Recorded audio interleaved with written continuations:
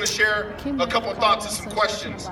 It was January 20th, 1992, when I experienced my first MLK celebration, and it was right here in the great state of Colorado, right here in Denver.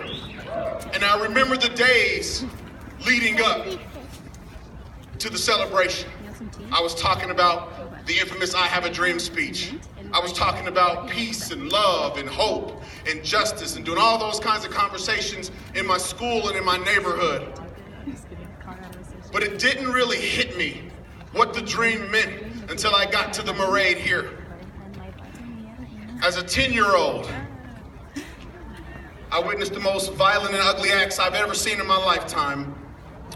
The dregs of mankind ruined my innocence. I saw domestic terrorists defiling the dream of Dr. King. I watched the KKK and white supremacists yell racial slurs. I saw physical altercations.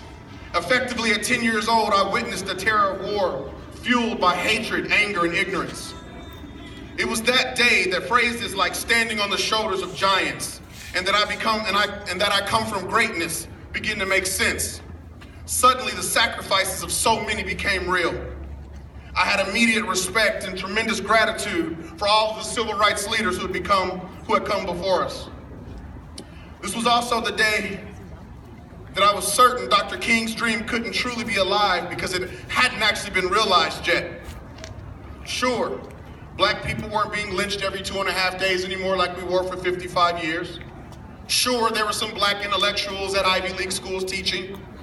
Sure, a few black folk lived in the suburbs.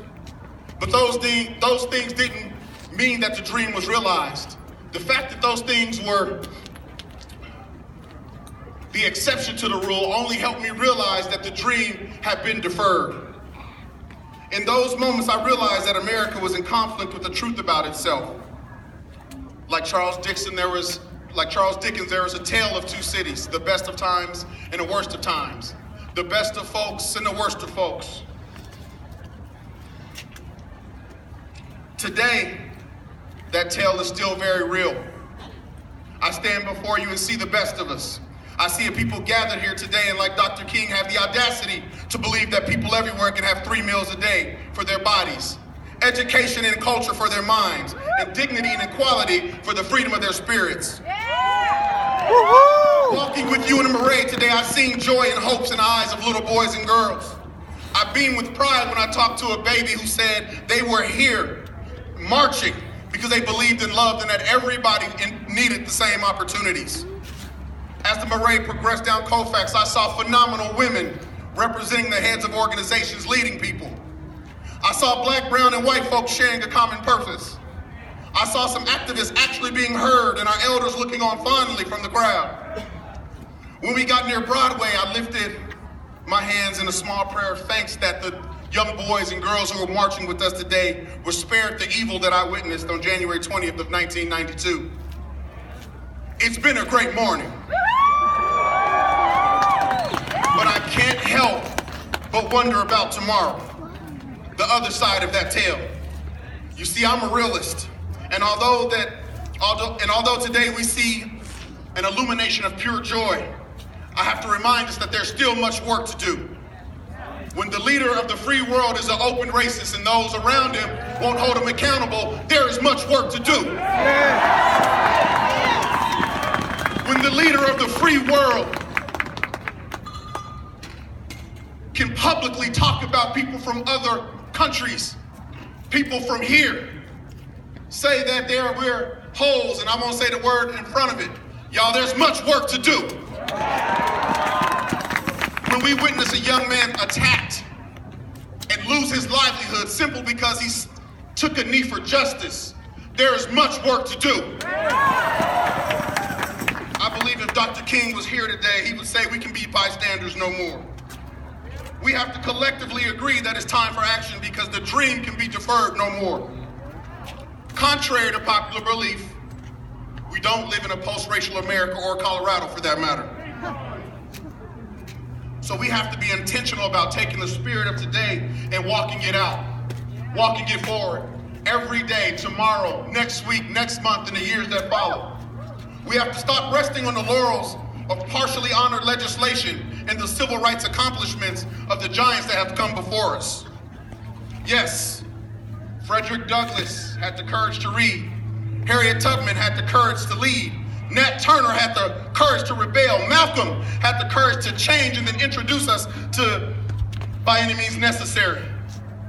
Martin had the courage to dream. And our very own Wilma Webb had the courage to make this day a holiday.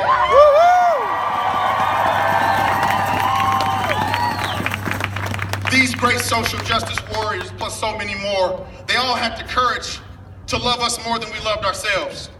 They loved us enough to fight for justice, freedom, and equality for every American. They even had the courage to die, and some of them actually did. They made the ultimate sacrifice, so I have to wonder, do we have the courage to be courageous? Do we have the courage to make the necessary sacrifices for justice? Do we have the type of courage to admit that the era of Jim Crow was American terrorism and that we at this moment are basically living in the era of Jim Crow Jr. thanks to Pennsylvania Avenue Northwest? Will we have the courage to stop deferring the dream and sound the drums of justice every day? Not just when it's a holiday or when we get a little PTO. Will we have the courage to make known the inequities that we see every day? Be a voice for those who are suffering and for our brothers and sisters who haven't quite found their voices yet? Do we have the courage to follow and expand on the blueprint set forth by the justice champions that have come before us? Can we think critically and be role models like Charles Hamilton Houston so we can breathe life into the Thurgood Marshalls of today so they could win the Brown versus Boards of Educations of our time? The dream can be deferred no longer. You see, I have learned that achieving real justice comes at a cost. But the question today is what are we willing to pay? I think it's time that we cash in on King's dream and make it a reality. We have to look internal and understand that we must lift every voice and sing until earth and heaven rings.